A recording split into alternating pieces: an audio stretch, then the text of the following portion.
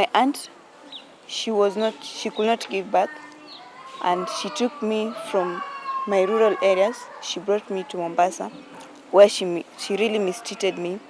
So this mistreating of her went on, and then one day decided, let it be, and I left her. So I just went into the forest and said, if it's to die, let it stay.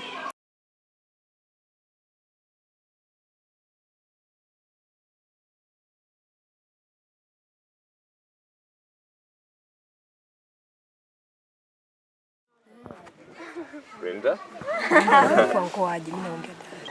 I would like to be a lawyer or a pilot, and in life I would like to go to New York. When I grow up, I want to be a doctor or a teacher, and that's all.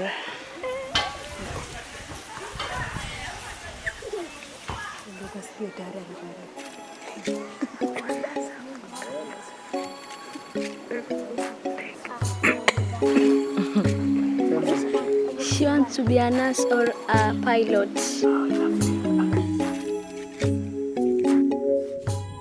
This is a story about one man's dream and how it has spread hope to many.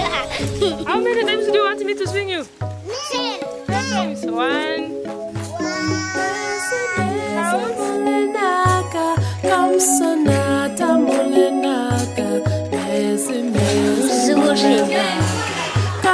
It is also about a lush African land torn apart by violence and poverty.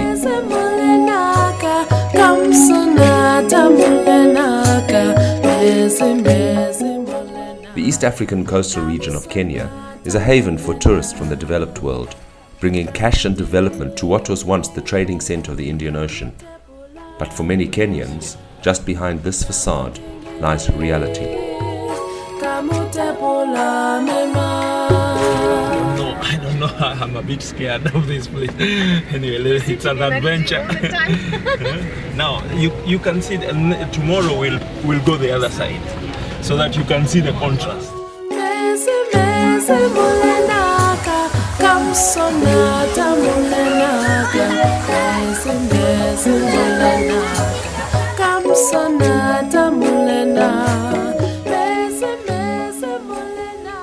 The road north from Mombasa divides two worlds. On the right, luxurious hotels and golden beaches. On the left, the all-too-harsh reality of everyday Kenyan life. It is across this divide that the child sex trade is plied. Add to the mix a tradition of teenage brides and the unavoidable pressure of poverty, and we have a society at risk. It is inevitable that many young people fall through the cracks. One of these was Gift. Life to her was desperate and meaningless until she met Uncle Anthony. The story starts at about 2001 when I was working with the International Justice Mission. Then I came to hear about a child who was struggling to survive. Her mother died, and she was left with her brother, who then shortly died after her mother had passed on, when Gift was trying to find assistance from the neighbors, from the community around her, the slum where she used to live,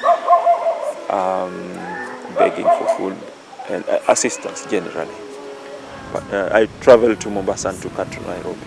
I can remember when we reached, it was very late and it was cold because it was my first time to be in Nairobi, and I was not scared. Yeah. Because my cousin, she had already told me about Uncle Anthony, how he's nice, and my cousin was living with him since she was also small, so I was just okay. He was just like a father to me.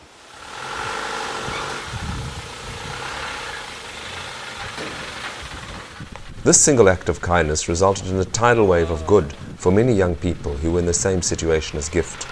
Anthony's experience of adopting Gift led him to set up an orphanage in her village 8 years ago. Designed for 24 girls, it is now home to 37. Alima, Kimberly, Juma Mkubwa, Jerry, Selina. There is a permanent resident staff who are mothers and friends to the girls. But what is most striking about Mudzini Kwetu is the sense of self-discipline that pervades the home. At any given time, each young person seems to have a very clear idea of her role in helping and supporting the others. Much of the cooking and serving is done by the girls.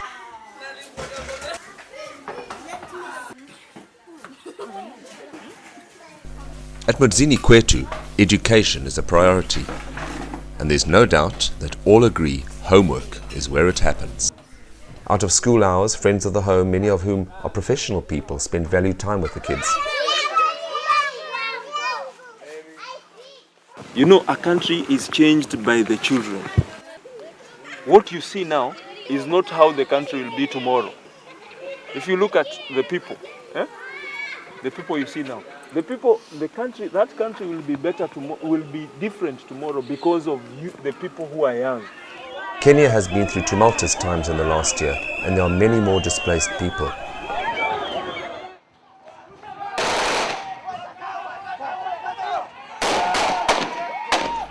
The current leadership provides few role models, and the damage to the next generation is immeasurable. For those of us who enjoy the fruits of democracy, now is the time to help bring about change.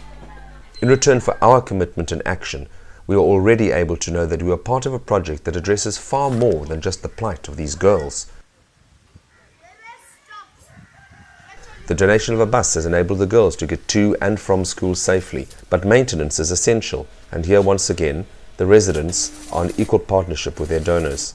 With a tight budget of only $40,000 a year, Mudzini Kwetu is committed to being self-sustaining using environmentally sound methods. Uziweke tu jikoni and then we'll...